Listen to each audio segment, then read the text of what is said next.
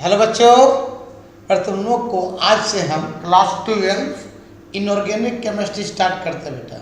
और class 12 inorganic chemistry में पहला चैप्टर पढ़ना है D and F block element and coordination compound. ठीक बेटा, देखो क्लास 12 इनऑर्गेनिक केमिस्ट्री में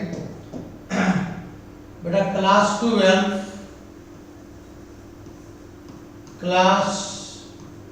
12 इनऑर्गेनिक केमिस्ट्री लिखो बेटा। इनऑर्गेनिक केमिस्ट्री, इनऑर्गेनिक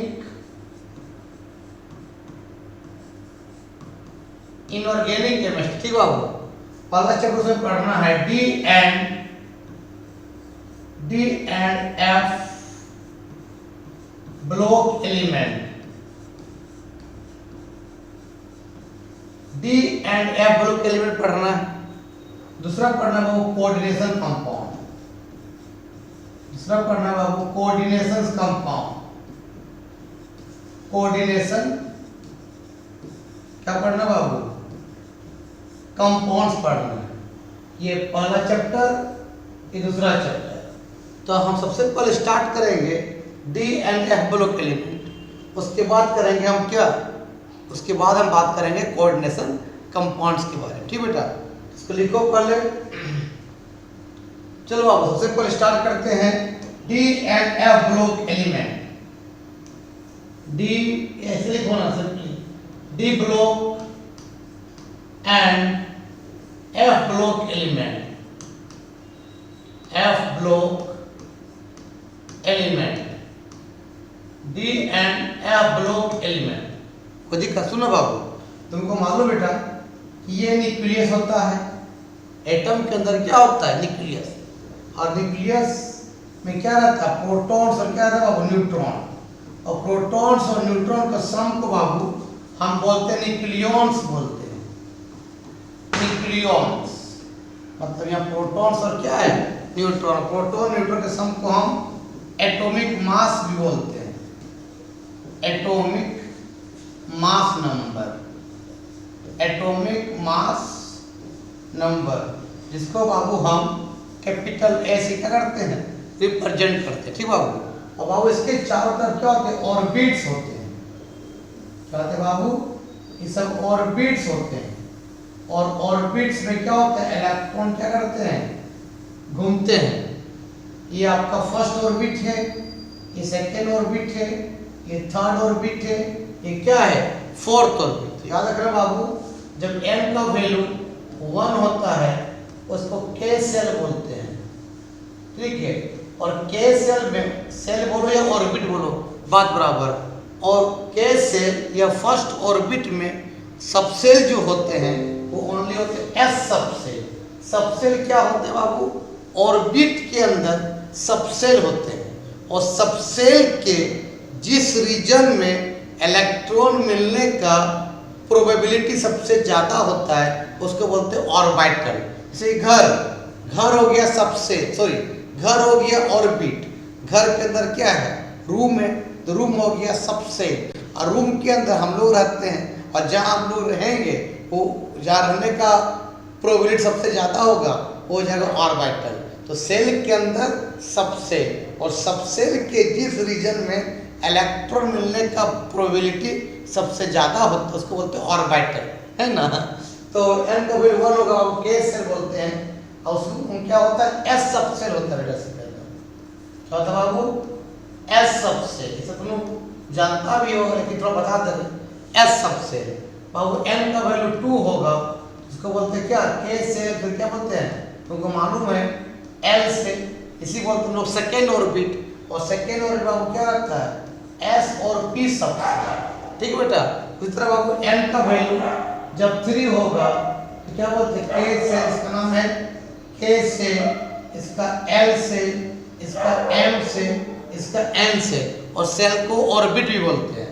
थर्ड मतलब थर्ड ऑर्बिट मींस क्या? m shell. ठीक बाबू, m सेल।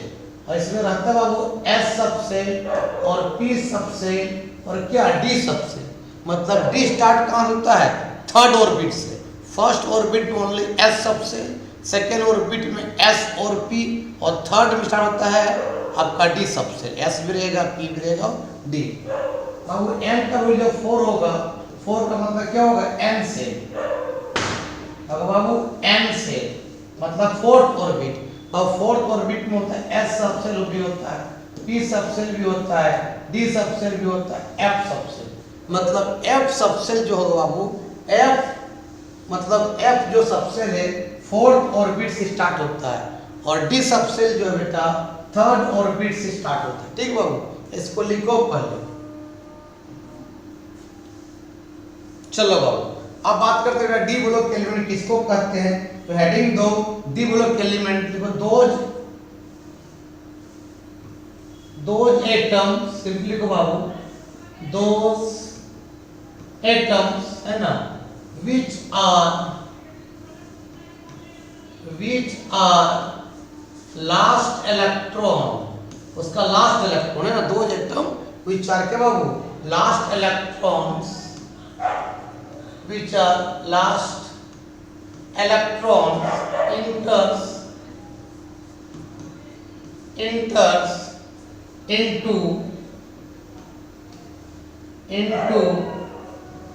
the ब्लॉक या D block subshell, D block क्या बेटा, सबसेल। कोई भी एटम का लास्ट इलेक्ट्रॉन जो डी ब्लॉक सबसेल में क्या करता है, इंटर करता है, उसी बोलते बेटा आपका इज कॉल्ड, क्या बोलते बाबू, is called D block element कहते हैं बेटा, डी ब्लॉक एलिमेंट्स कहते हैं बेटा, डी ब्लॉक क्या बोलते हैं बाबू, एलिमेंट्स बोलते हैं बेटा। याद रखना, डी ब्लॉक एलिमेंट्स को हम डी ब्लॉक एलिमेंट्स को बाबू हम ट्रांजिशन एलिमेंट भी बोलते हैं, ट्रांजिशन क्या बोलते हैं बाबू, एलिमेंट भी बोलते हैं, है ना। अब ट्रांजिशन एलिमेंट क्यों बोलेंगे, जब कोऑर्डिनेशन कंपाउंड पढ़ाएंगे बाबू तो वहां समझ में आएगा, वहां कोऑर्डिनेशन कंपाउंड में टॉपिक है क्रिस्टल फील्ड थ्योरी, तब वो समझ में आएगा कि डी ब्लॉक एलिमेंट को ट्रांजिशन एलिमेंट क्यों बोलते हैं। याद रखना बेटा, अगर डी में अगर 10 रहे है ना, डी में 0 रहे, या डी में क्या है बाबू 10 रहे, डी में 0 रहे मतलब इलेक्ट्रॉन को ना रहे, और डी में 10 रहे बाबू उसको ट्रांजिशन एलिमेंट नहीं बोलते। तो याद रखना बेटा, जिंक, कैडमियम और मरकरी सब में वो डी में 10 होता है, डी में 10 होता है, यहाँ पे डी में 10 होता है, यहाँ पे डी में 10 होता है। तो ये सब एटम जो है डी ब्लॉक एलिमेंट है, पर ट्रांजिशन एलिमेंट नहीं, क्योंकि क्या है, डी में 10 इलेक्ट्रॉन है, ट्रांजिशन डी ब्लॉक एलिमेंट है पर ट्रांजिशन एलिमेंट नहीं। तो पूछेगा zinc, cadmium, mercury D block element है पर ट्रांजिशन एलिमेंट क्यों नहीं, तो बोलना सर डी ब्लॉक एलिमेंट इसलिए है कि डी में फिल किया है, ट्रांजिशन एलिमेंट क्यों नहीं है कि डी में क्या है 10 इलेक्ट्रॉन है। ठीक है बेटा, इसको लिख लो।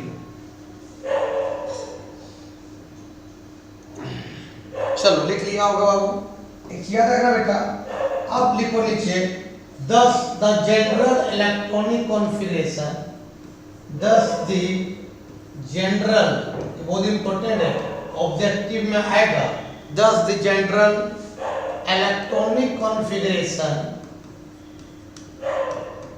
इलेक्ट्रॉनिक पूरा नवंबर लग जाएगा डीएनए ब्लॉक एलिमेंट, और दिसंबर जनवरी में कोऑर्डिनेशन कंपाउंड कंप्लीट कर देंगे। ठीक है बेटा, मेरा यूट्यूब चैनल का नाम क्या, फर्मी क्लासेस, तुम प्ले लिस्ट में जाओ, 9 से लेकर 12 तक केमिस्ट्री का सब लेक्चर मिल जाएगा, और वीडियो अच्छा लगता होगा दोस्तों को फॉरवर्ड भी करना। ठीक, द जनरल इलेक्ट्रॉनिक कॉन्फ़िगरेशंस और क्या हुआ बता बाबू, D block element, D block क्या है बाबू एलिमेंट्स, आर होता है बेटा n-1, ठीक है, डी 1 से लेकर क्या बेटा 10, मतलब डी में 1 से कहाँ जाएगा 10, और ns क्या होगा 1 से लेकर 2 बेटा, कभी कभी कॉपर क्रोमियम में s में 1 होता है। तो ये बेटा डी ब्लॉक एलिमेंट का जनरल इलेक्ट्रॉनिक कॉन्फ़िगरेशन है। याद रखना बेटा, जितना एस होगा उससे डी एक कम होगा, और डी स्टार्ट कहाँ से होता है 3 से, तो कितना पुट करना पड़ेगा, और एन का वैल्यू 4 पुट करेंगे, क्योंकि डी शुरू कहाँ से होता है 3 से, तो 4 पुट करेंगे तब ना 3 आएगा यार। तो यहाँ क्या होगा बाबू, ये 3D क्या होगा बताओ, 1 से लेकर 10 और क्या हो जाएगा 4। सिंपली लिखो ना 4s2 लिखो ना, सिर्फ एस में क्रोमियम और कॉपर में होता है, बाकी इसमें 2 ही होता है। तो 3D 1 से लेकर 10 और बेटा 4s2 को हम बोलते हैं बाबू 3D सीरीज बोलते हैं। 3D सीरीज क्यों बोले, 3D फिल किया, इसी बोलते हैं हम लोग फर्स्ट ट्रांजिशन सीरीज बोलते हैं। क्या बोलते हैं बाबू, फर्स्ट ट्रांजिशन सीरीज। क्या बोलते हैं बेटा, फर्स्ट ट्रांजिशन क्या बोलते हैं बाबू, सीरीज बोलते हैं, फर्स्ट ट्रांजिशन सीरीज। कौन कौन एलिमेंट होता है बाबू, तो स्कैंडियम 21 से कहाँ जाएगा बाबू, जिंक जाएगा, जिंक Zn30। तो स्कैंडियम से जिंक लेफ्ट टू राइट, ये लेफ्ट टू राइट है, लेफ्ट टू राइट स्कैंडियम से हम बाबू जिंक तक जाएंगे तो उसको बोलते हैं फर्स्ट ट्रांजिशन सीरीज। इसको लिखो, लिख लिया बाबू, चलो। उसी तरह बेटा अगर तुम, एक होता है एथेरियम, ये वाई, इसका नाम बाबू एथेरियम है,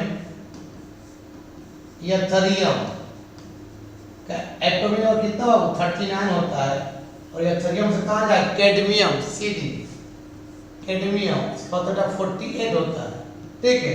तो ये स्टार्ट होगा बाबू 4D1 और क्या 5s2 से खत्म होगा बाबू ये 4D10 क्या 5s2, तो इसको बोलते हैं बाबू 4D सीरीज।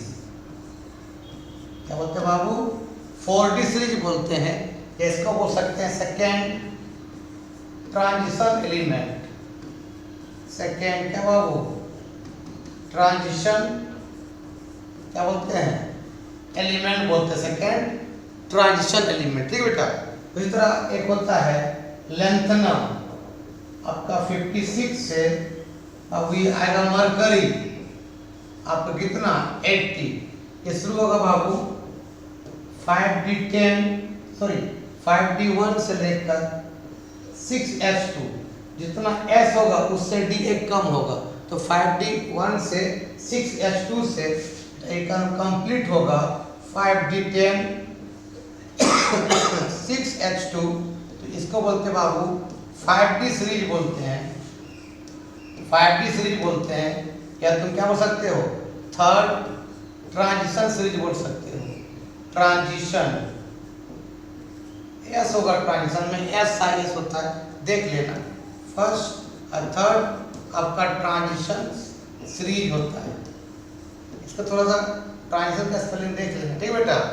तो स्कैंडियम से जिंक फर्स्ट ट्रांजिशन, आपका एथेरियम से लेकर कैडमियम सेकेंड ट्रांजिशन, और लेंथेनियम से लेकर मरकरी थर्ड ट्रांजिशन। को बेटा कोई दिक्कत, इसको लिख लो आराम से। चलो बाबू एक याद रखो बेटा, सबसे पहले तुम लोग को जो इलेक्ट्रॉनिक कॉन्फ़िगरेशन बताएंगे फर्स्ट ट्रांजिशन सीरीज का, सेकेंड थर्ड अपने कर लेना, लेकिन ये सबसे इम्पोर्टेंट है फर्स्ट ट्रांजिशन सीरीज का इलेक्ट्रॉनिक कॉन्फ़िगरेशन। इसके लिए बाबू इसको लिख लो, थोड़ा सा फार्मूला इस तरह से, पहले 1s लिखो, फिर बाबू 2s लिखो, फिर बाबू 3s लिखो, फिर 4s लिखना, फिर क्या लिखना 5s, फिर क्या बाबू 6s, फिर लिखना आपका 7s, और जब p लिखोगे तो ऊपर 1s छोड़ना और नीचे छोड़ना 7s, क्योंकि p शुरू कहाँ होता है 2 से, यहाँ से लिखना बाबू, यहाँ से 2p, फिर क्या लिखना 3p, फिर 4p, ये 5p, फिर 6p, एक ऊपर छोड़ेंगे और नीचे। जब d लिखेंगे तो p का एक ऊपर छोड़ेंगे और एक नीचे, क्योंकि d शुरू कहाँ होता है 3 से, तो अब यहाँ क्या लिखेगा बताओ बाबू 3d 4d और क्या 5d। जब f लिखेंगे d का एक ऊपर छोड़ेंगे और एक नीचे, और f शुरू होता कहाँ से 4 से, तो अब यहाँ से लिखेंगे 4f। पहले इलेक्ट्रॉन किससे भरेगा बाबू 1s में, फिर आपका 2s में, फिर 2p में, फिर 3s में, फिर 3p में, फिर 4s में, फिर 3d में, फिर 4p में चलता जाएगा।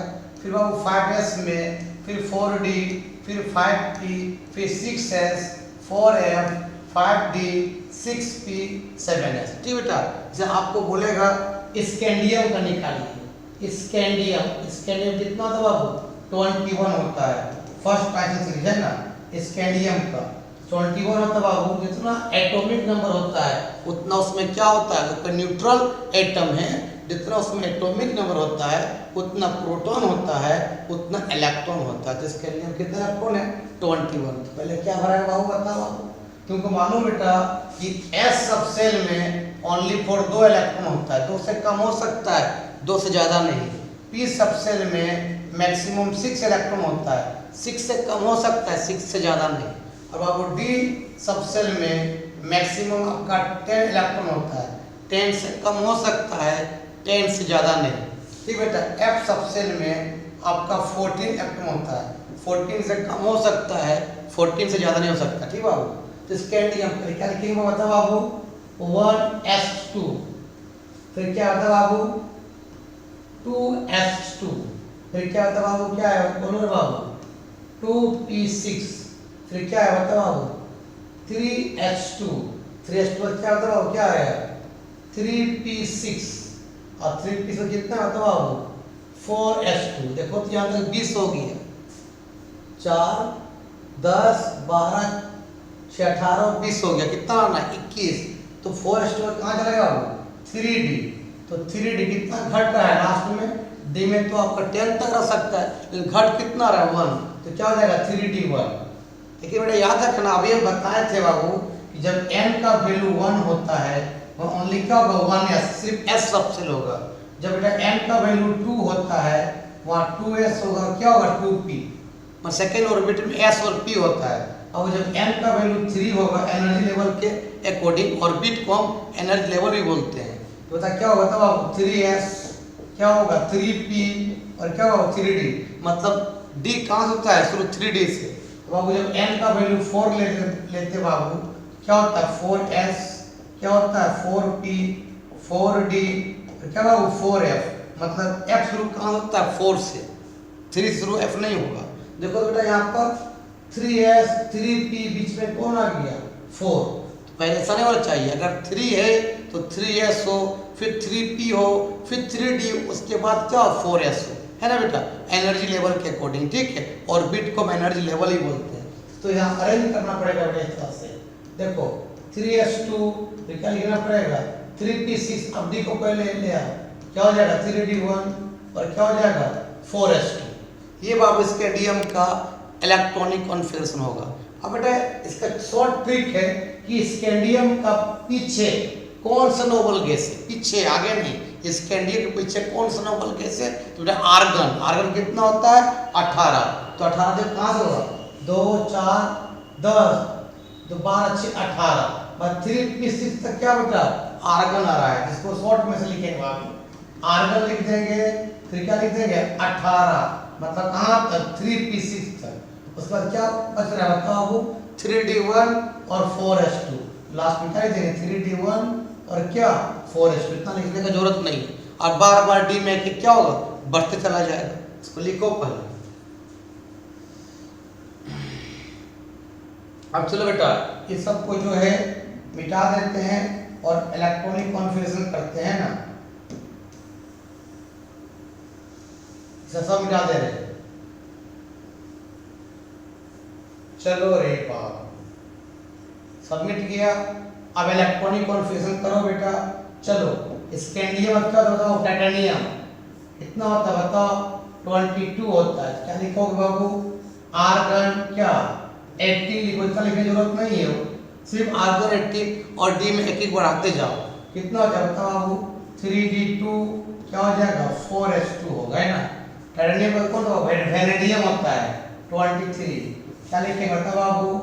आर्गन क्या लिखेंगे? 18, 3d3 क्या हो जाएगा? 4s2। मैं डी में एक बढ़ते चला जाएगा। ठीक है बेटा। वैनेडियम के बाद क्या होता है? क्रोमियम कितना? 24। क्या लिखेंगे? आर्गन क्या बाबू? 18 कितना हो जाएगा? 3d4 और क्या 4s2। याद रखना बाबू, डी में अगर 4 रहे तो 5 होना चाहता है, ठीक है, और डी में 9 रहे तो 10 होना चाहता है, क्योंकि तुमको बताएंगे अभी कुछ दिन के बाद क्लास जब चलता रहेगा तो याद रखना, डी में अगर 0 रहे और डी में अगर 5 रहे या डी में 10 रहे तो वो स्टेबल होता है।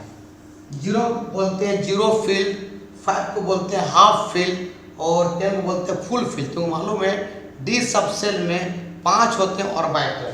ऑर्बिटल लिखते हैं जितना डी में कितना होता है 10 इलेक्ट्रॉन, जितना इलेक्ट्रॉन होता है उसका आधा होता है ऑर्बिटल। 10 का आधा कितना रहे 5, वो 5 होता है ऑर्बिटल।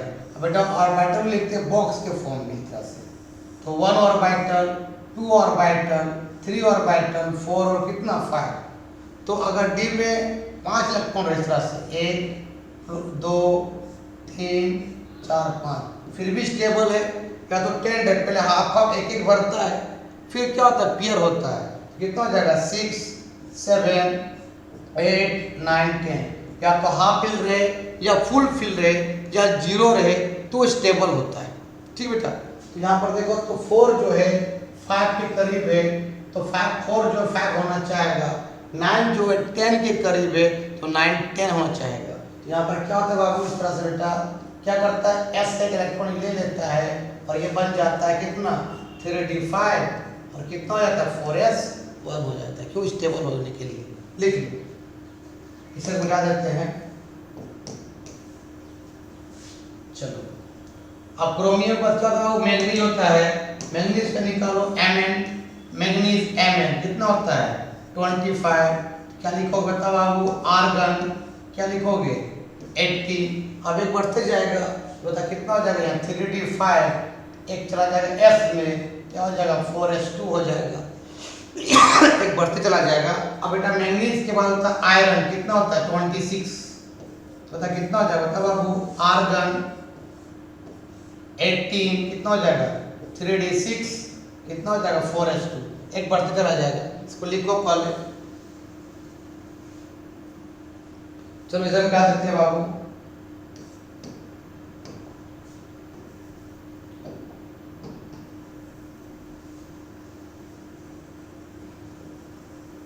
लिखो रे बाबू। चलो अब बता बेटा किसका आयरन हो गया है, फिर क्या होता है कोबाल्ट, ऐसे सी और नीचे इस तरह कोबाल्ट कितना होता है 27 होता है।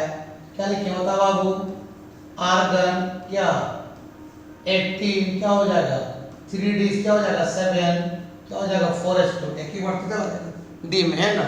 कोबाल्ट का बाद होता है निकेल, निकेल Na कितना होता है 28, क्या लिखेंगे बता बाबू, आर्गन आपका कितना 18, 3d कितना हो जाएगा 8, क्या हो जाएगा 4s2 हो जाएगा, डी में एक बढ़ते चला जाएगा।